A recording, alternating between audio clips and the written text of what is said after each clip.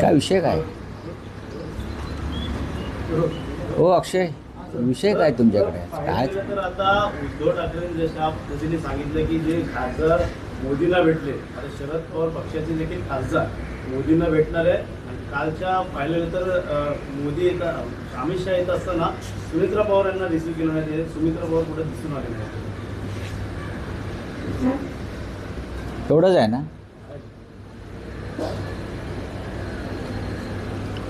शिवसेना पक्षप्रमुख उद्धव ठाकरे यांनी काल पत्रकार परिषद घेऊन पंतप्रधान नरेंद्र मोदी हे अप्रत्यक्षपणे न्यायव्यवस्थेवर म्हणजे सुप्रीम कोर्टावरती खासदार किंवा पक्षफुटी संदर्भात जो खटला सुरू आहे त्याबाबत सुप्रीम कोर्टावरती अप्रत्यक्ष दबाव आणतात. याविषयी त्यांनी काल एक भूमिका ठामपणे मांडली आणि ती भूमिका चुकीची नाही आहे. 4 वर्ष प्रलंबित असलेल्या खटल्याची सुनावणी आत्ता सुरू झाली पक्ष आणि चिन्हाबाबत. हे जे ठाण्याचे टिपूजीराव आहेत बरं का, त्यांना परस्पर पक्ष दिला निवडणूक आयोगाने. विधिमंडळातले आमदार सोडून गेले म्हणून आता विधिमंडळातला एक पक्ष वेगळा आहे आणि मूळ पक्ष वेगळा आहे. मूळ पक्षाचे प्रमुख हे शिवसेना पक्षप्रमुख उद्धव ठाकरे आहेत आणि तो पक्ष बाळासाहेब ठाकरेंनी माननीय उद्धव ठाकरे यांच्याकडे सोपवलेला आहे आणि आम्ही सगळे मूळ पक्षाबरोबर काम करतो आहोत. विधिमंडळातले 2-5 आमदार फुटले म्हणून पक्षाची मालकी एखादा ऐऱ्या गैऱ्याकडे कशी जाऊ शकते. तरी आमदार फोडले, आता खासदार फोडले आणि फुटलेले खासदार म्हणजे मी तर काल म्हणालो की देशाच्या प्रधानमंत्र्यांच्या निवासस्थानी केटरिंग सर्व्हिस उघडलेली आहे. गद्दाराने यावाने खाऊन जावं.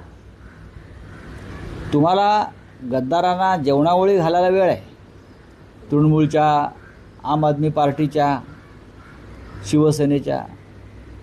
पण संसदेमध्ये 16 दिवस झाले विरोधी पक्ष तुम्ही येण्याची मागणी करतोय संसदेत, तिकडे तुम्ही येऊ शकत नाही. या देशाच्या लोकशाहीची आणि संविधानाची इतकी विटंबना गेल्या 75 वर्षात झाली नसेल. 6 खासदारांना तुम्ही बोलवलं, ढोकळा, फाफडा, जिलेबी खायला घातली असं खासदार बाहेरून सांगतात. त्यातल्या एका खासदाराला म्हणे मोदी जिलेबी भरवत होते, खाओ खाओ म्हणून. हे काय ह्याला प्रधानमंत्र्याचं काम आहे का? तुम्ही गद्दारांना बोलवता ज्यांच्यावर खटला सुरू आहे अपात्रतेचा. तुम्ही न्यायालयाला एक दबाव टाकताय, बघा मी यांच्या पाठीशी आहे. पण संविधान नरेंद्र मोदीपेक्षा मोठं आहे, लक्षात घ्या. या देशाची घटना ही मोदींपेक्षा मोठी आहे आणि सुप्रीम कोर्टसुद्धा मोदींपेक्षा मोठं आहे. आम्हाला खात्री आहे ते निष्पक्ष न्याय देतील. आम्हाला संविधानानुसार न्याय पाहिजे, हे उद्धवजींचं म्हणणं बरोबर आहे. आम्हाला मेहरबानी नको आहे किंवा न्याय विकत नको आहे. हा पहिला विषय. दुसरा विषय तुम्ही काय सांगताय, काय शरद पवारांच्या पक्षाची आपल्याकडे आतली खबर? हो मग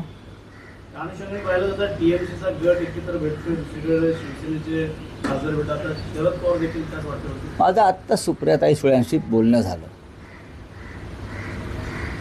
आणि ह्याच विषयावर बोलणं झालं. मी माहिती घेत होते, त्यांनी माहिती दिली स्वतःहून. कुठेही संभ्रम नको महाविकास आघाडीत किंवा इंडिया ब्लॉकमध्ये.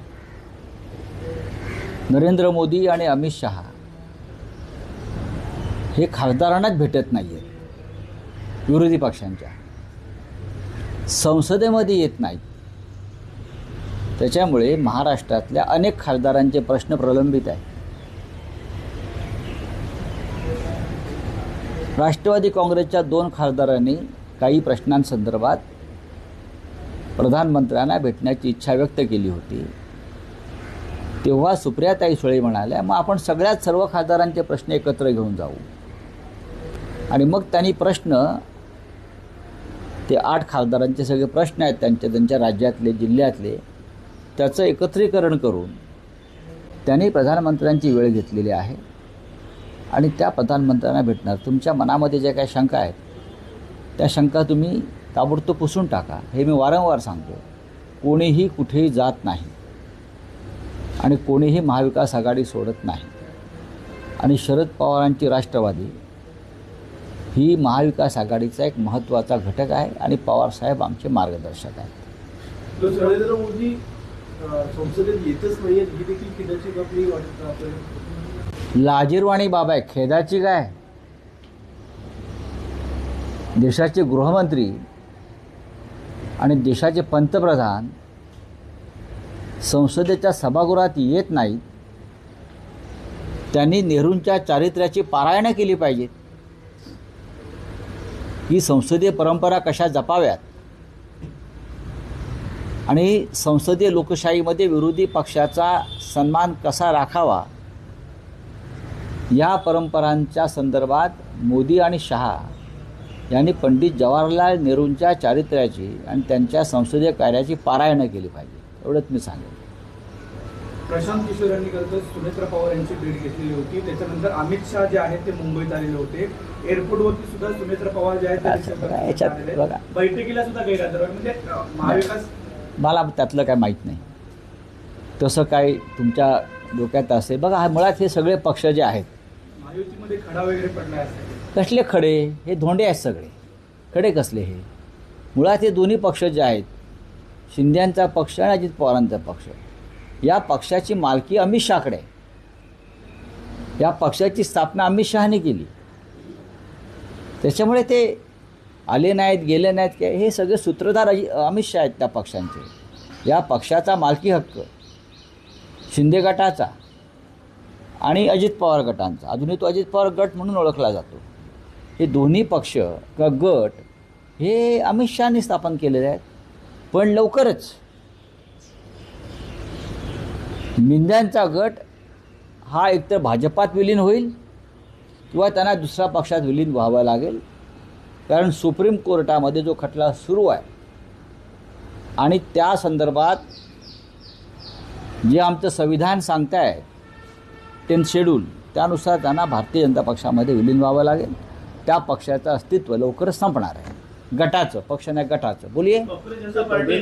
आता आम्ही सांगतो ना. आणि दुसरं असं आहे की आता माझ्याकडे आमच्या नाशिकचे प्रमुख लोक आलेत. केशवराव पोरजे आलेत, जे आमचे जे महापालिकेतले शिवसेनेचे गटनेते आहेत बाहेर. आमचे नगरसेवक आलेले आहेत, योगेश भोर. नाशिकमधले खड्डे जे आहेत, या खड्ड्यांमुळे रोज लोक जखमी होत आहेत. रोज 5-25 लोक जखमी होत आहेत. अजूनही नाशिक हे मुख्यमंत्र्यांचं दत्तक शहर आहे आणि त्यांचे चंपतराय गिरीश महाजन हे आता तिकडे प्रमुख आहेत. पण अजूनही रस्त्याची कामं पूर्ण होऊ शकली नाहीत. काल आमचे सगळे नगरसेवक केशव पोरजे यांच्या नेतृत्वाखाली सभागृहात गेले. हाताला बँडेज, डोक्याला बँडेज बांधून प्रातिनिधिक स्वरूपात की आता तरी प्रशासनाचं लक्ष जाऊ द्या आणि रस्त्यांचे खड्डे दुरुस्त करायचं काम करा. पण अजूनही सगळे रस्ते ना कसे पूर्ण रस्ते अजूनही काम व्यवस्थित खड्डे भरण्याचं किंवा रस्ते करण्याचं सुरू झालेलं नाही. आणि त्या संदर्भातलं एक मोठं आंदोलन लवकरच शिवसेना नाशिकमध्ये करणार आहे. ते आंदोलन इतकं मोठं असेल की महाराष्ट्रातले खड्डे त्या आंदोलनामुळे भरले जातील. मुख्यमंत्री, या राज्याचे मुख्यमंत्री देवेंद्र फडणवीस हे नाशिकसारखं शहर दत्तक घेतात. 2दा मुख्यमंत्री झाले. अजूनही ते त्यांचंच दत्तक विधान आहे. नाशिकला जातात हेलिकॉप्टरने उतरतात, कधी विमानानं जातात. लोकांनी कसा प्रवास करायचा? लोकांनी मरायचं, खड्ड्यात पडून जखमी व्हायचं. हजारभर लोक गंभीर स्वरूपाचे जखमी झालेले. 4 लोकांचा मृत्यू झाला, 6 लोकांचा मृत्यू झाला. त्या सामन्यानं अग्रलेख पण लिहिला होता आम्ही. 6 लोक मृत्यू पावले, 5-6 जण कोमात आहेत. योगेश बरोबर ना? 5-6 जण कोमात आहेत. याचं गांभीर्य तुम्हाला नाही. राज्याच्या मुख्यमंत्र्यांना, राज्याच्या उपमुख्यमंत्र्यांना, त्या जिल्ह्याच्या पालकमंत्र्यांना फक्त ठेकेदारी सुरू आहे. आता कुंभमेळा आला, ठेकेदारीचीच कामं चालू आहेत ना. त्या साधू संतांनी खड्ड्यात पडायचं आहे का तिकडल्या? जे साधू संत, जे आखाडे येणार आहेत, शंकराचार्य येणार आहेत, त्यांना ते तुम्ही खड्ड्यातून प्रवास करायला लावणार आहात का? हिंदुत्व खड्ड्यात घालताय का? आणि त्यासाठी नाशिकचे सगळे प्रमुख लोक आत्ता आले आणि दणका देणार आम्ही. छगन भुजबळांना आमंत्रण करणार काय आंदोलनामध्ये? त्यांनी पण आंदोलन उचललेलं त्या संदर्भात. हे आंदोलन सरकार विरोधी आहे, सरकारचा नाकारतेपणा विरुद्ध आहे. महापालिकेचे जे प्रशासन आहे, महापालिकेचे जे आयुक्त आहेत किंवा कुंभमेळा आयुक्त, नवीन काहीतरी एक पद निर्माण झालं आहे, आणि मुख्य म्हणजे चंपतराय भाजपचे, गिरीश महाजन, हे त्यांच्या विरुद्धचं आंदोलन आहे. नाशिकची कशी लूट केली, पैचा हिशोब आम्हाला मागावा लागेल. आता कुठे गेला पैसा? हाँ बोलिए आप. मुंबई गोवा महामार्ग धर्मेंद्र प्रधान ने कहा है कि जयंती को भड़काया गया था, गुमराह किया गया था. धर्मेंद्र प्रधान ने कहा है कि जयंती को जो भड़काया गया था, गुमराह किया गया था. किस तरह से आप देखते हो? ये धर्मेंद्र जो प्रधान जी है, कहाँ से रिसर्च करके आते हैं? अगर भड़काया गया था तो भड़काने वाला आप ही है ना. जैन जी भड़क गए आपकी वजह से. जिस प्रकार से आपने एजुकेशन मंत्रालय चलाया, नीट के पेपर लीक हो गए, बार बार एग्ज़ाम पोस्टपोन किया गया, तो लोग भड़क ही जाएंगे बच्चे. आप जिम्मेदार हैं. क्या भड़काया गया? देखो, बार बार कोई ये बीजेपी का, आरएसएस के लोग बोलता है जैन जी देशद्रोही है, ये बोलता है उनको भड़काया गया. बीजेपी के लोग बोलता है जैन जी टुकड़े टुकड़े गैंग है. एक बार बैठकर एक मीटिंग लीजिए आप लोग, धर्मेंद्र प्रधान जी, फिर प्रधानमंत्री मोदी जी, फिर उनके राष्ट्रीय अध्यक्ष नितिन नवीन जी, आरएसएस के प्रमुख, एक बार सब बैठ लीजिए परिवार और तय कर लीजिए जैन जी के बारे में, युवाओं के बारे में उनकी क्या राय है. टुकड़े टुकड़े गैंग है, वो बच्चे राष्ट्रभक्त है, बच्चे भटक गए हैं, बच्चों को भड़काया गया है, बच्चों का इस्तेमाल किया है. एक बार तय कर लीजिए और फिर सामने आइए, अलग अलग बात मत करिए. सर, एमपी जो मिलने गए थे मोदी को, उस बारे में क्या कहना आपको? क्योंकि देखा जाएगा तो एकनाथ शिंदे बोलते थे कि महाशक्ति है उनके पीछे. अभी ये मिलने के खासा हो गया. अगर ये मोदी को महाशक्ति मानते हैं ना, तो लगता है उनका दिमाग ठिकाने नहीं है, उनको दिमाग का ऑपरेशन करना पड़ेगा. ये महाशक्ति वगैरह कुछ नहीं, ख़त्म हो गई है.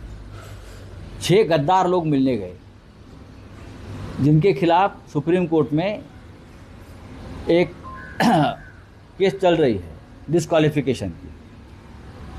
उसके बाद यहाँ सुप्रीम कोर्ट में पार्टी का सिंबल और पार्टी के स्वामित्व के बारे में केस चल रही है. अगर मोदी जी उनको मिलते हैं, ऐसे गद्दारों को, और एक कहते हैं कि मैं तुम्हारे साथ हूँ, चिंता मत करो, डरो मत, उसका मतलब है इनडायरेक्टली वो सुप्रीम कोर्ट पर प्रेशर लाना चाहता है.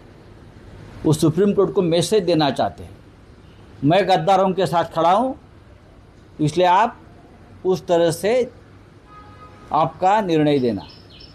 ये इनडायरेक्टली प्रेशर टैक्टिस है सुप्रीम कोर्ट के ऊपर, और एक गलत है. मोदी जी किसको सपोर्ट कर रहे हैं? गद्दारों को. संविधान के खिलाफ मोदी की ये कृति है. चलो, थैंक यू. आरएसएसच्या कार्यक्रमामध्ये मोहन